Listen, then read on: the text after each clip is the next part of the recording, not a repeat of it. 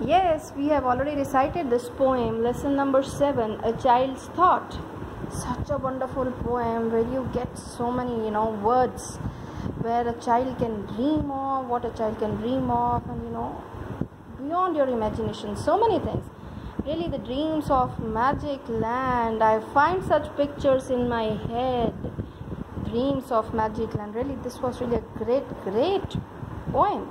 And the poet was Robert Louis Stevenson. But today we are going to start with the question answers. Let's go through the word meanings once again. Prowling round, moving quietly.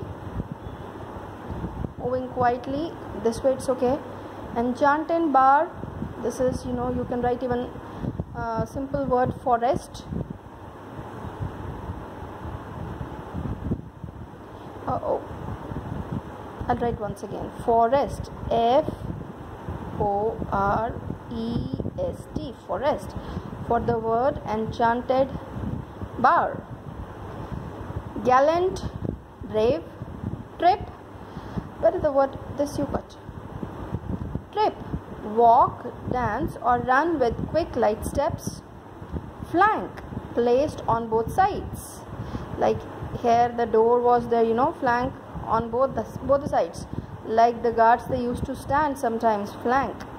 This it means. Placed on both sides. Okay. So now we are going to start better with the exercises. So let's start comprehension on page number 43.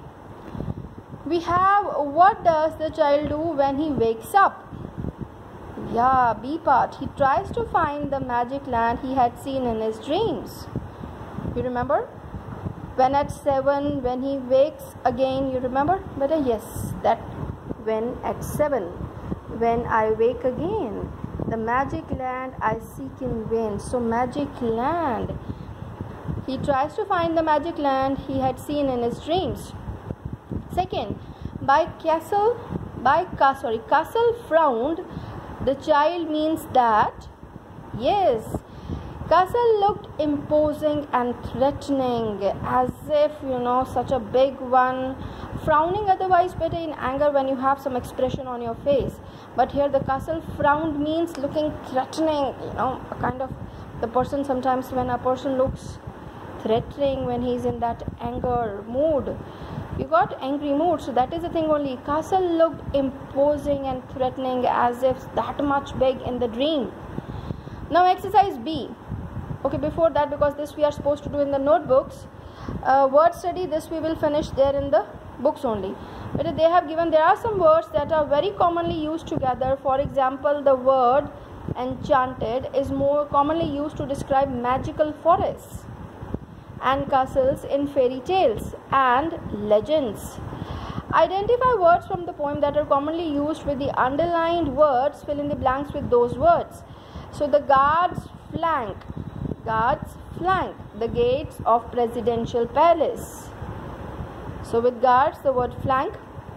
The dashed stream sparkled under the sun. The rippling stream sparkled, shining here under the sun. Third, the evil sorcerer had imprisoned the fair lady in the castle tower. The hungry tiger prowled, moving quietly, the forest in search of prey that eat, prey. Looking for the prey means better to eat something. The gallant knight, the brave knight escorted the pilgrims on their way to Canterbury. So with knight, the gallant knight. Guards flank, rippling stream, fair lady, Fair. Fair lady, tiger prowled, gallant knight. Now with the question answers. See here, the horseman. Now the first one. When the child wakes up in the morning, what does he see in place of horseman? Boots, if you remember there, no? In place of the horseman, the boots were there on either side of the door. So, but in the question answers, we are going to write in the complete sentence. So, we are going to write it like this. From here, you write the question. When the child wakes up in the morning, what does he see in place of A part? You write horseman. Put the question mark, and the answer will be he sees boots. the way it's given in your poem. He sees boots in place of horseman. He sees boots in place of horsemen. You got? Second, when the child wakes up in the morning, what does he see in place of blue streams? Yes, you remember a bath and water can? He sees a bath and water can. So this way, beta, you have to write. He sees boots in place of a horseman. Sorry, horse, no, it's more than one. He sees boots in place of horsemen, men. Then here he sees a bath and water can in place of blue streams. If you want to write that, otherwise this is also okay. He sees a bath and water can. This I've written by mistake.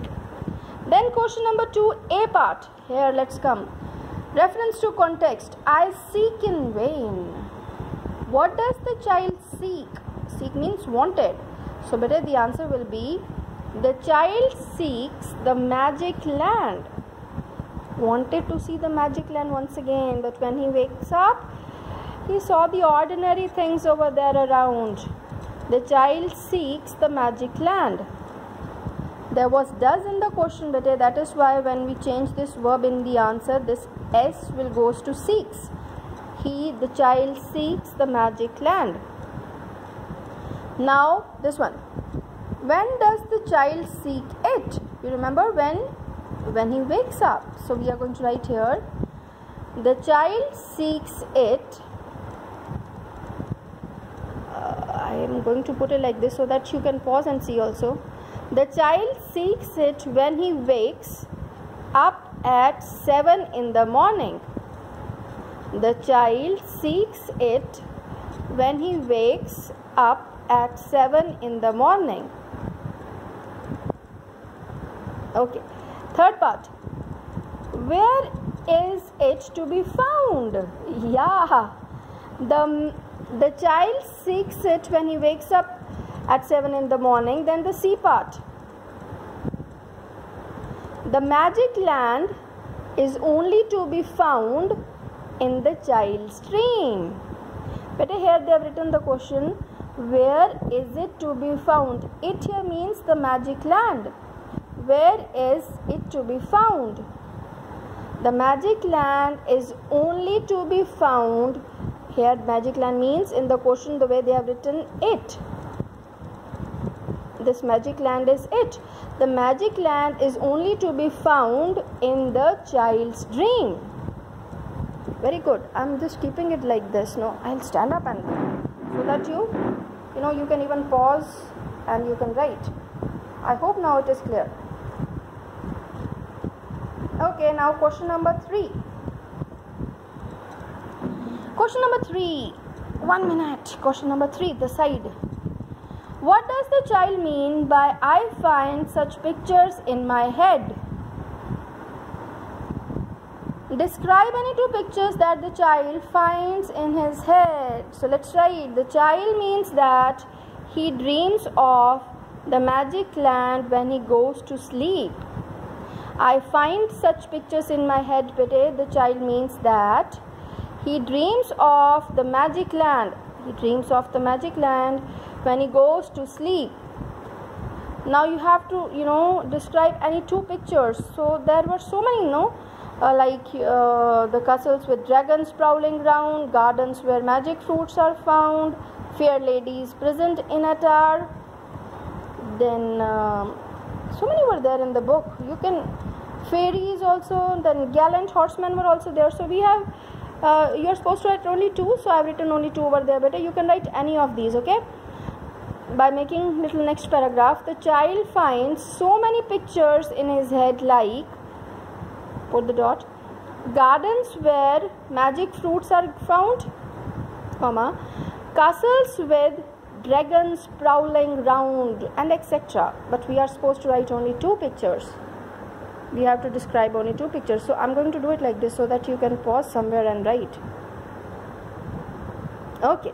Question number 4. What are the differences between the waking and sleeping worlds of the child? So I'm going to turn that if question number 4. So let's write. Let me open my register. So this is going to be a little more clear to you. Yes, question is, what are the differences between the waking and sleeping worlds of the child? So let's do it. The sleeping world, you can also color with different colors to find out that sleeping world and the waking world. The sleeping world of the child is much more interesting as it is full of magical and fantastical things. Even if you imagine, you can imagine so many things in your dreams, in your imagination. The sleeping world of the child is much more interesting as it is full of magical and fantastical things that represent, that S is not there, but that represent a fairyland, comma. Till here this is about sleeping world. The sleeping world of a child is much more interesting as it is full of magical and fantastical things that represent a fairyland, comma. Whereas the waking world, underline, of a child is uninteresting and presents to him all the ordinary things of everyday life. You got it? Uninteresting, because we are comparing the things. Uninteresting and presents to him all the ordinary things of everyday life. So this is over, beta, this lesson for your English 2. Grammar study we are going to do later on. So take care. God bless you, beta.